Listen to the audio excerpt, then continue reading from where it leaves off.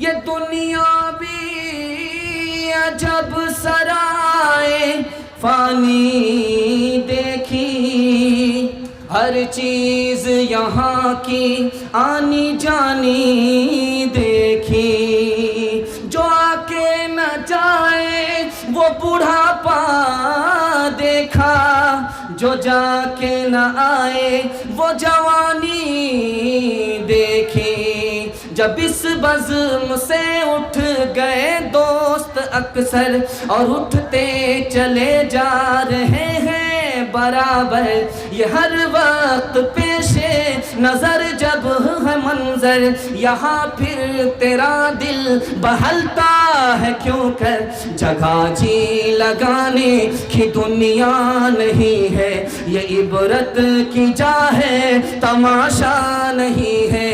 मिले खाक में अहले शाह कैसे कैसे, मकी हो गए ला मका कैसे कैसे, हुए नाम वरबे दिशा कैसे कैसे, जमी खा गई नो जवा कैसे कैसे। जगह जी लगाने की दुनिया नहीं है, ये इबरत की जा है तमाशा नहीं है। बहुत अच्छा आप सुन रहे हैं। तीसरा पैगाम आपके सामने लेकर के आ रहा हूँ। मुझे उम्मीद है कि बहुत ध्यान से आप लोग सुनेंगे। मुसलमान किस में आगे हैं, मुसलमान किस में पीछे है, ये मैं आपको बताने के लिए जा रहा हूँ। मुसलमानों को किस में आगे होना चाहिए, ये पूरे जलसे का खुलासा जो मैं आपको सुनाने के लिए जा रहा हूँ। इंशाअल्लाह दिल से सुनेंगे, हाथ उठाइए इंशाअल्लाह। जब आप हाथ उठाते हैं, जोश के साथ उठाते हैं, तो पता चलता कि आप लोग सुनने के मूड में हैं। देर से जब आपका हाथ उठता है तो लगता है कि आप लोग थक गए। आधा आप लोग हिंदुस्तान में हैं, आधा कब्रिस्तान में। ध्यान से सुनिएगा, बहुत अच्छा माहौल बना है। थोड़ा मैं ये चैनल वाले का भी शुक्रिया अदा करता हूँ। ये लोग बेचारे खामोशी के साथ बैठे, कितने का सिस्टम गड़बड़ा गया है। बेचारे सब्र कर रहे हैं कि बाईपास तकरीर हो रही है और हमारा सिस्टम गड़बड़ है। खैर अल्लाह इनको सब्र का फल मीठा कर दे, इनके सब्र के फल को मीठा कर दे। ध्यान से सुनिएगा, मैं खूबसूरत मुताला आपकी खिदमत में लेकर के आ रहा हूँ। मुसलमान किस में आगे है, इसको सुन करके बहुत ताज्जुब होगा आपको। मुसलमान पैसा को पानी बहाने की तरफ, पैसे को पानी की तरफ बहाने में आगे है, पैसे को बचाने में आगे नहीं है। मुसलमान पैसे को पानी की तरफ बहा रहा है। सिगरेट में कितना पैसा बह रहा पता है आपको? 50 बिलियन डॉलर सिगरेट में बहाया जा रहा। और दार्जिलिंग घूमने में, सिक्किम घूमने में कितना पैसा मुसलमानों का खर्च हो रहा है और लोगों का खर्च हो रहा आपको पता है कितना है? 35 बिलियन डॉलर। आइसक्रीम खाने में कितना पैसा बर्बाद हो रहा पता है? 11 बिलियन डॉलर। शराब पीने में कितना पैसा बर्बाद हो रहा है पता है? 400 बिलियन डॉलर। लड़ाई झगड़े में एक मुसलमान दूसरे मुसलमान से मुकदमा लड़ने में कितना पैसा खर्च कर रहा है? 780 बिलियन डॉलर। और तालीम के ऊपर कितना पैसा खर्च हो रहा है? 6 बिलियन डॉलर। सेहत के ऊपर कितना पैसा खर्च हो रहा है? 9 बिलियन डॉलर।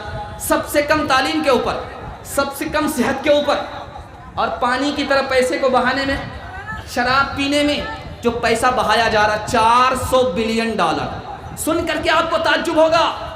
हमारे नबी के यहाँ 2 ही दावत होती थी। एक दावत का नाम था अकीका, दूसरी दावत का नाम था वलीमा। 2 ही दावत होती थी, इसके अलावा कोई तीसरी दावत नहीं थी। हमने खाने पीने में इतना ध्यान दिया कि दावत पर दावत का इजाफा कर दिया। एक दावत का इजाफा हुआ है, उस दावत का नाम है नया मकान बनेगा तो दावत खाएंगे खिलाएंगे। तीसरी दावत है, आपको सुनकर के ताज्जुब होगा, कि बच्चे का खतना होगा तो हम दावत खाएंगे दावत खिलाएंगे। और एक दावत का इजाफा और हुआ, लड़की वाले के यहाँ बारात लेकर के आएंगे, बताएंगे 120 लेकिन लेकर के आएंगे 420। बेटी के यहाँ दावत खाएंगे, लड़की वाले के यहाँ दावत खाएंगे। ये दावत सुन्नत भी नहीं है, ये दावत मुस्तहब भी नहीं है, ये दावत मुबाह है। खा लिया तो ठीक, छोड़ दिया तो ठीक। खाने पर सवाब नहीं, छोड़ने पर गुनाह नहीं। हाँ, जो लोग खड़े हैं बैठ जाइए भाई, खुदा के वास्ते बैठ जाइए। जो लोग सामने हैं बैठ जाइए, बैठ जाइए, बहुत अच्छा सुन रहे हैं आप लोग, जलसा आपका बहुत अच्छा हो रहा है। इतना सन्नाटे में जलसा सुन लेना, ये जलसे की कामयाबी की दलील है। अल्लाह आपको सलामत रखे, आपकी जवानी को सलामत रखे, दीन दुनिया दोनों में आपको माला माल करे। मुसलमान देखिए किसमें पीछे है, जिसमें आगे होना चाहिए उसमें पीछे है, और जिसमें पीछे होना चाहिए उसमें आगे। लड़ाई झगड़े में मुसलमान आगे। 3 समाज को तरक्की है, मुसलमान को तरक्की नहीं है।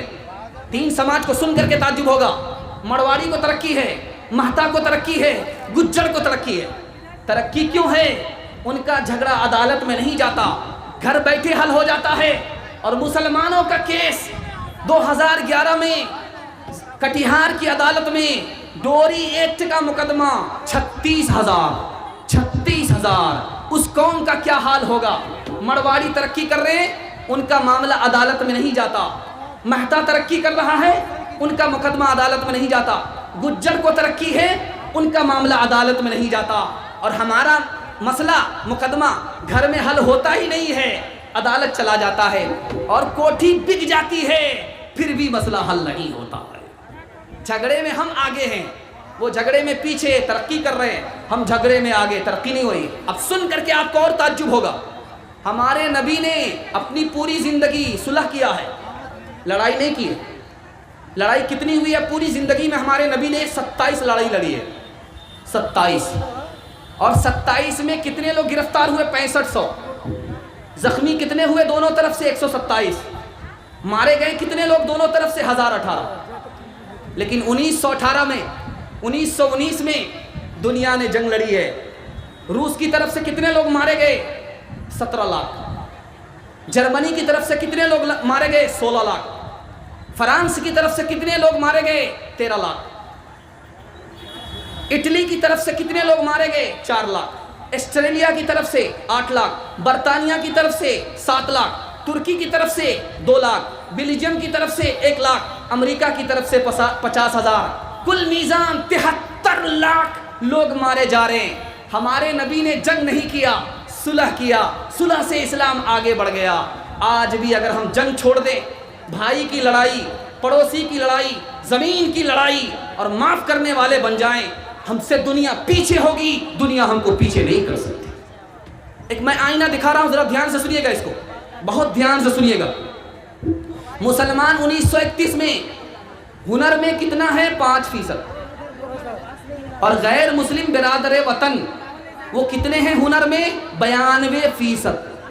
गैर मुस्लिम हुनर में, सिलाई और कढ़ाई में कितने फीसद? 1931 में 92%। मुसलमान सिर्फ 5%। तिजारत में गैर मुस्लिम भाई 1931 में 85% और मुसलमान सिर्फ 13%। तिजारत में मुसलमान पीछे, गैर मुस्लिम भाई आगे। हुनर में, सिलाई कढ़ाई में मुसलमान पीछे, गैर मुस्लिम आगे। अब बताइए, शिकायत अपनी है, अपने घर की शिकायत है, अपने अमाल की सजा। तीसरी चीज दिखाने के लिए जा रहा हूं। 1931 में, 1981 में मुसलमानों की नौकरी कितनी हो रही है? सरकारी मुलाजमत सेंट्रल गवर्नमेंट में मुसलमान 3%, लोकल गवर्नमेंट में मुसलमान 6%, IAS में मुसलमान 2%, IPS में मुसलमान 2%, रेलवे में मुसलमान 2%। इसके बाद और नीचे घट गए। 1991 में मुसलमान कितने आ गए? 1 नंबर की नौकरी करने वाले 1.5%, 2 नंबर की नौकरी करने वाले 3%, 3 नंबर की नौकरी करने वाले 4% और 4 नंबर की नौकरी करने वाले 5%। 100 में सिर्फ 5 आदमी 4 नंबर की नौकरी कर रहे हैं, बाकी 95% गोल है।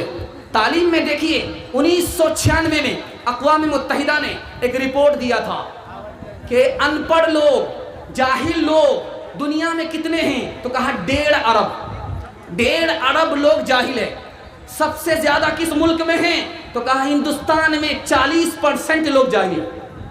और हिंदुस्तान में सबसे ज्यादा जाहिल कौन है? तो कहा मुसलमान हैं। मर्द 62% जाहिल हैं और औरत 72% जाहिल। मुसलमान बच्चे स्कूल में, मदरसा में कितना पढ़ने के लिए आ रहे हैं?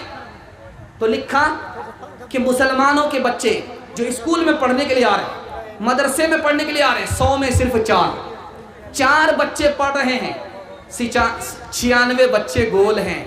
बताइए उस कौम का हाल क्या होगा?